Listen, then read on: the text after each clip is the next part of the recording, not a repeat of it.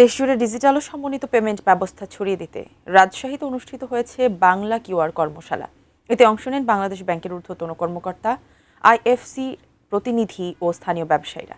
সকালে নগরীর বাংলাদেশ ব্যাংকের ট্রেনিং সেন্টারে অনুষ্ঠিত কর্মশালায় বক্তারা বলেন, বাংলা কিউআর গ্রাহক এবং ব্যবসায়ী সবার লেনদেনের জন্যই সহজ এক প্রযুক্তি। একটি মাত্র কিউআর কোড স্ক্যান করেই যে কোনো ব্যাংক বা অ্যাপ থেকে সহজে লেনদেন করা সম্ভব, যা কাগজের নোটের ওপর নির্ভরতা কমিয়ে আনবে। ছোট ও মাঝারি ব্যবসায়ীদের এই প্রযুক্তি ব্যবহারের আহ্বান জানান বক্তারা।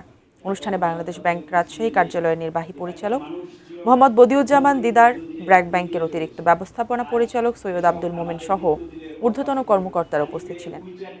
বাংলাদেশ ব্যাংক আয়োজিত এই কর্মশালায় লিড ব্যাংকের দায়িত্বে ছিল ব্র্যাক ব্যাংক, সহযোগিতা করে আইএফসি।